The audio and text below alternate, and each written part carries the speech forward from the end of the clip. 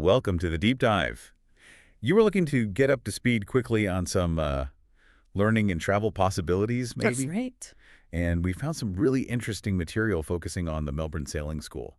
Seems like they offer a lot, ways to learn skills and have some pretty amazing experiences too. Yeah, exactly. We're going to look into what Melbourne Sailing School, Yachtmaster Sailing School, they're also called, has on offer. They've got these really thorough navigation and theory courses. Okay. And then the exciting part, we'll see how you could actually use those skills on, like, a real adventure, a catamaran sailing trip in Croatia. Oh, nice. Okay, so Melbourne Sailing School first. It started way back in 1988. Quite a while. Yeah. So just they know what they're doing. For sure. Longevity counts. And what caught my eye was they seemed to focus on, not just teaching, but having really experienced instructors and making it fun. Right. And the name Gordon Syme, he pops up quite a bit. An internationally recognized instructor apparently heads things up. Yeah, that definitely signals quality training. Absolutely. And for someone wanting to, learn efficiently, the range of courses they list is pretty impressive. Navigation and theory.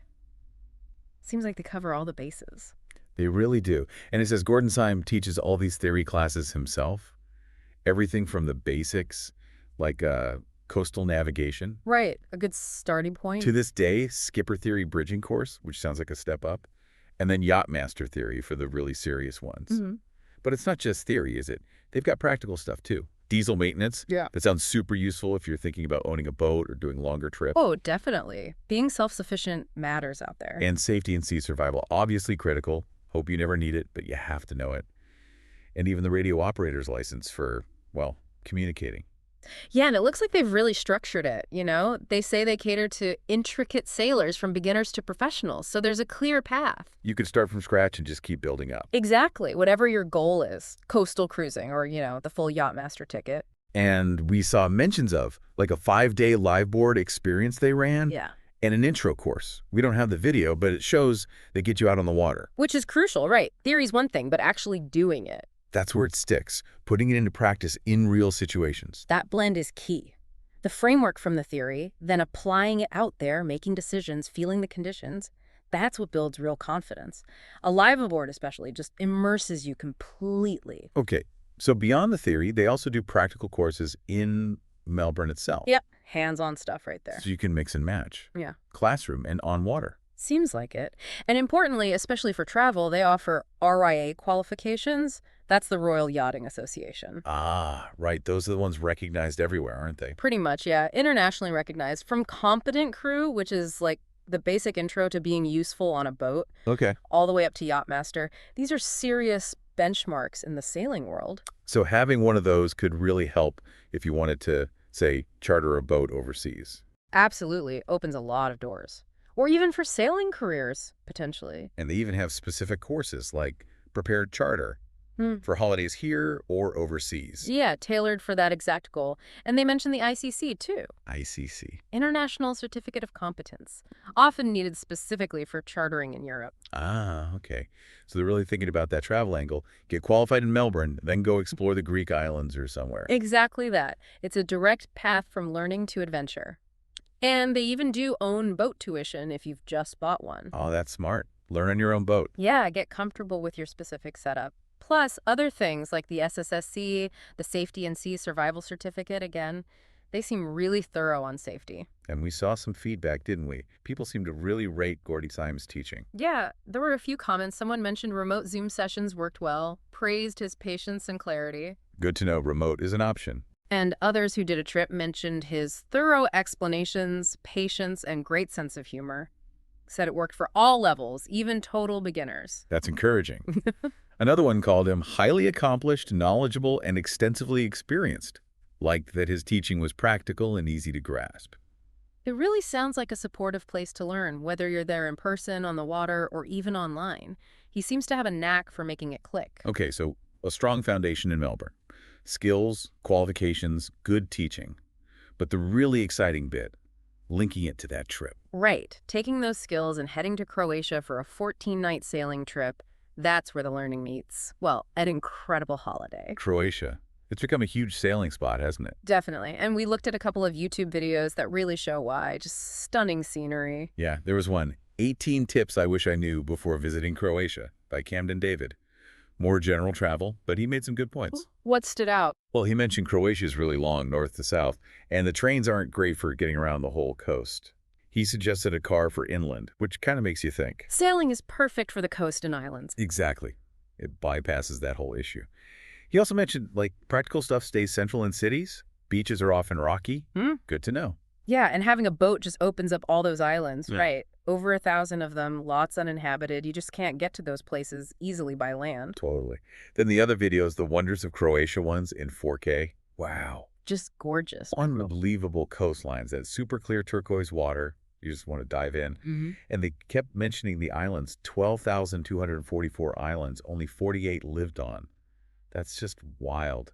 So much potential for exploring little coves and places. Yeah, endless possibilities. And it's not just beaches. They talked about the history, the culture, UNESCO sites, ancient ruins mixed with modern life. Sailing through actual history. It really paints a picture, doesn't it?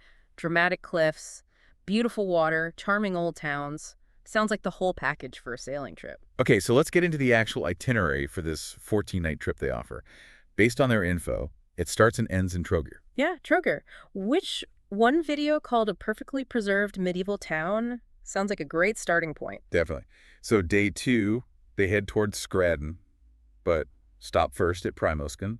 Picturesque island town, causeway to the mainland. Sounds lovely. Nice, gentle start. Then Scradden itself, lots of history, Roman, Venetian, Turkish ruins. It's near the Kirka River estuary, so beautiful nature right there. And the next day in Scradden, there's an option to bike to the Kirka Falls. Yes, those waterfalls looked amazing in the videos. Big natural park, pools you can swim in. That would be a highlight. For sure. It's great that it's not just sailing, sailing, sailing. You get to explore shore, too, see things like that. Yeah, breaks it up nicely. Then it's south to Rogoznica, small village, well-protected anchorage. Sounds peaceful. Good for a calm night. Then an early start to V's Island. This one sounds fascinating. It was closed to foreigners until 1989. Wow, really? Must have a unique vibe then. Yeah, maybe less touristy. It's got Roman ruins, baths, mosaics. And from Vis, they suggest a side trip to Bijevo Island. Ah, for the Blue Caves. Exactly. The Blue Caves, highlight of the Adriatic, apparently. Only reachable by boat. You got to see that famous blue light effect. Oh, yeah, I've seen pictures. Looks incredible, that ethereal blue glow inside the cave. Must be amazing. Then sailing toward Korčula Island, stopping at Villa Luca, first sheltered harbor, maybe stock up. Practical stop. Korčula itself is meant to be really fertile, attractive. Mm-hmm. And then on to Meljet National Park. Meljet, yeah. Famous for those inland saltwater lakes. That's the one. Yeah. And a ruined castle, an old basilica. They set aside a whole day there. Sounds very green and wooded, different from the coast. Nice contrast. Good for walking or exploring, I guess. Then looping back towards Korčula town. This sounds like a major stop. Medieval city, Marco Polo's hometown, supposedly. Wow, Marco Polo, okay. What? Yeah. Good marina, lots of restaurants and taverns, apparently.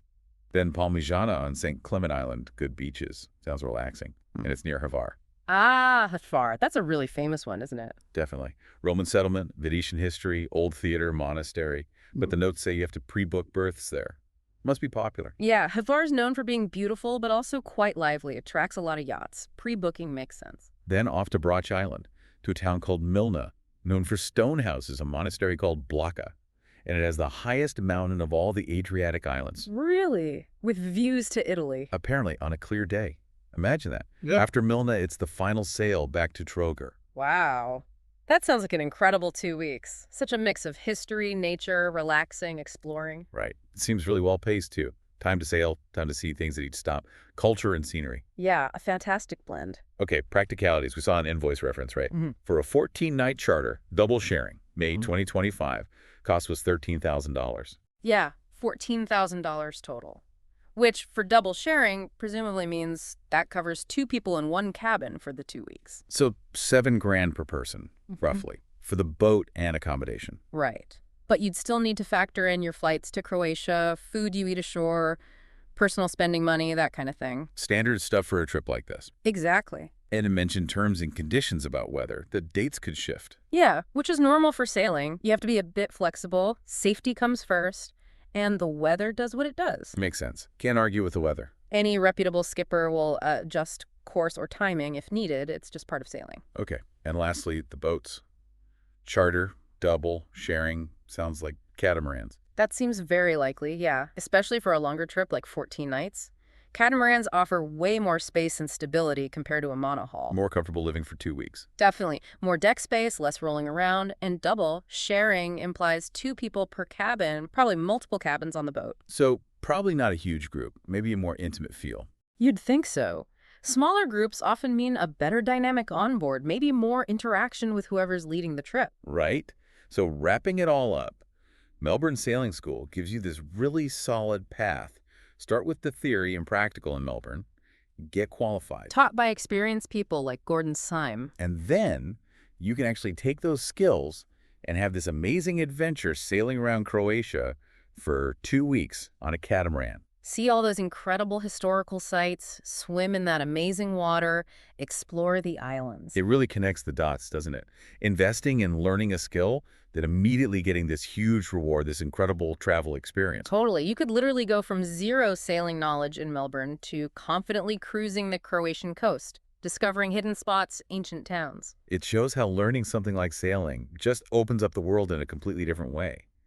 Seeing Croatia from the water, like in those videos, it's a unique perspective. It really makes you think, doesn't it? Imagine standing on that deck, navigating those turquoise waters, because you took that first step back in Melbourne. What else could you discover once you have those skills?